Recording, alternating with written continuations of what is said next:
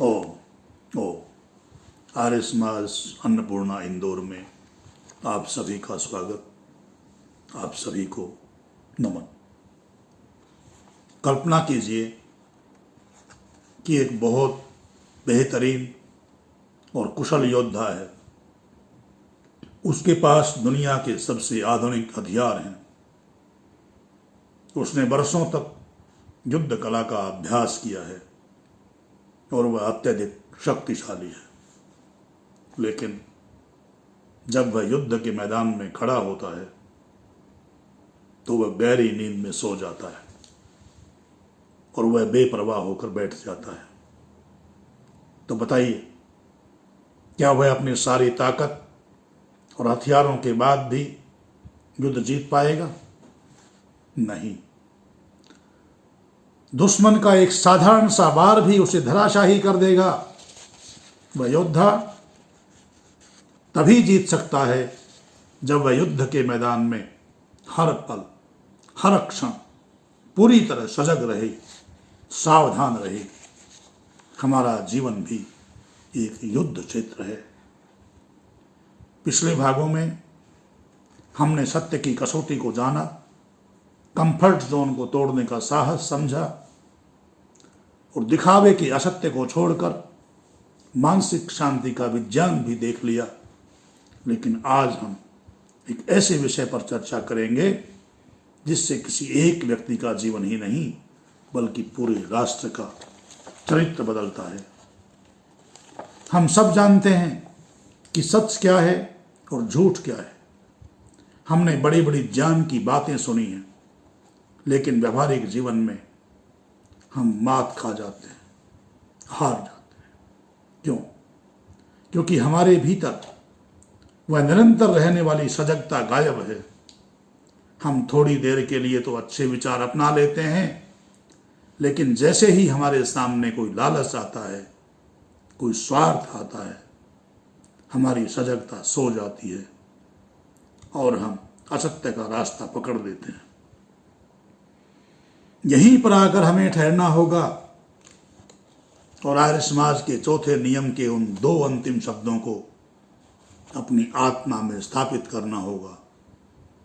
सत्य के ग्रहण करने और असत्य को छोड़ने में सर्वदा उद्यत रहना चाहिए।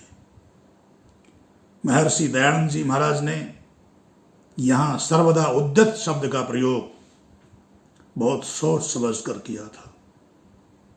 सर्वदा उद्यत का सीधा सा सरल सा अर्थ है हर पल, हर क्षण पूरी तरह तैयार रहना, सावधान रहना। इसे आज की भाषा में निरंतर सजगता, माइंडफुलनेस कहा जाता है। सत्य को अपनाना या असत्य को छोड़ना कोई ऐसी घटना नहीं है कि आपने जीवन में एक बार संकल्प ले लिया और काम खत्म हो गया। यह तो हर पल, हर सांस लेने जैसी साधना है।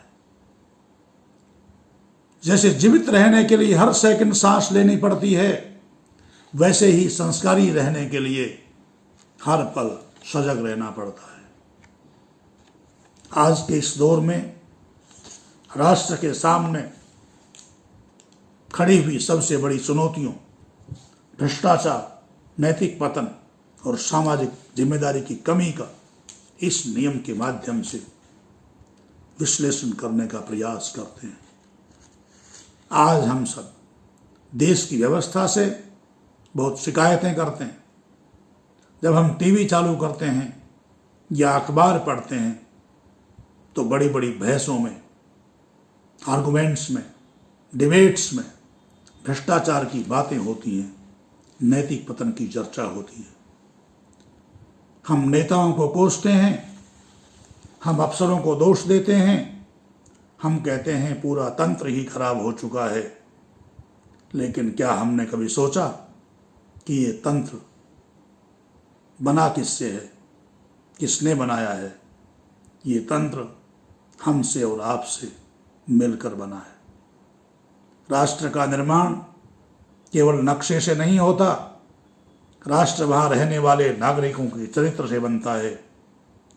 यदि नागरिक अपनी रोज की जिंदगी में छोटी छोटी जगहों पर असत्य का साथ दे रहे हैं तो राष्ट्र कभी ईमानदार नहीं हो सकता, राष्ट्र कभी विकसित नहीं हो सकता। हम सब कल्पना कीजिए, हम सड़क पर गाड़ी चला रहे हैं, अचानक लाल बत्ती हो जाती है, हमारे सामने कोई पुलिस वाला खड़ा नहीं है, चौराहा पूरी तरह खाली है। उस पल में हमारे भीतर एक विचार आता है, कोई देख तो नहीं रहा है, चलो गाड़ी निकाल लेते हैं, समय बच जाएगा।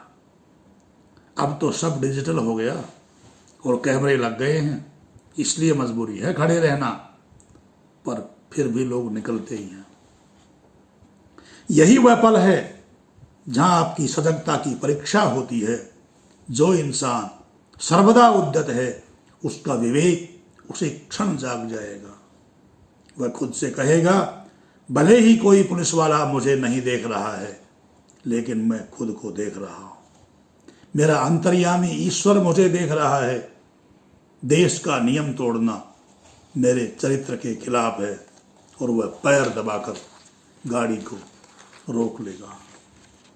ये एक छोटी सी घटना लग सकती है, लेकिन याद रखिएगा, जो इंसान सोनी सड़क पर लाल बत्ती पार करने के छोटे से असत्य को नहीं रोक पाता, वही इंसान जब कल को किसी बड़े दफ्तर की कुर्सी पर बैठता है तो लाखों करोड़ों रुपए का भ्रष्टाचार करने से भी नहीं हिचकिचाता, क्योंकि उसके भीतर की सजगता वर्षों पहले उस सोनी सड़क पर ही सो चुकी थी। भ्रष्टाचार की शुरुआत किसी बड़े घोटाले से नहीं होती, उसकी शुरुआत हमारे भीतर की सजगता के सो जाने से होती है। आज राष्ट्र को मजबूत करने के लिए किसी बड़ी क्रांति की आवश्यकता नहीं है, बल्कि हर नागरिक के उस व्यक्तिगत संकल्प की जरूरत है कि मैं अपने कार्य क्षेत्र में हर पल सत्य के पक्ष में खड़ा रहूंगा। एक और उदाहरण लेते हैं जो हमारे सामाजिक चरित्र से जुड़ा है। हम बाजार जाते हैं, दुकानदार हमें किसी सामान का बिल देने लगता है और कहता है, बाबूजी अगर बिल नहीं लोगे तो टैक्स के पैसे बच जाएंगे, सामान सस्ता पड़ेगा।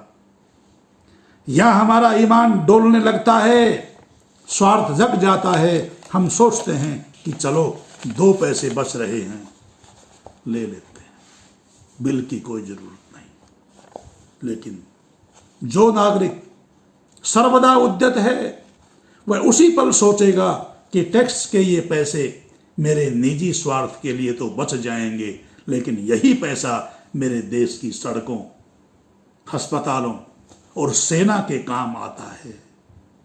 अपने थोड़े से फायदे के लिए मैं देश के साथ गद्दारी नहीं करूंगा। वह दुकानदार से कहेगा कि मुझे पूरा टैक्स देकर पक्का बिल चाहिए। यह है सच्चा राष्ट्र धर्म, यह है वेद का व्यवहारिक रूप, जिसे ऋषि दयानंद अपने जीवन में देखना चाहते थे। जब हमारे भीतर ये हर पल की सजगता आ जाती है तो हमारे काम करने का तरीका बदल जाता है। फिर एक शिक्षक क्लास में केवल समय काटने नहीं जाता, वह पूरी ईमानदारी से बच्चों का भविष्य गढ़ता है। फिर एक इंजीनियर पुल बनाते समय सीमेंट में मिलावट नहीं होने देता, क्योंकि उसे पता है कि इस पुल पर मेरे देश के नागरिक चलने वाले हैं। फिर एक राजनेता, सत्ताधारी, कोई भी राजनेता भले ही विपक्ष में हो या सत्ता में हो, केवल चुनाव जीतने के लिए समाज को जातियों में नहीं बांटना, बल्कि वह राष्ट्र हित के लिए नीतियां बनाता है।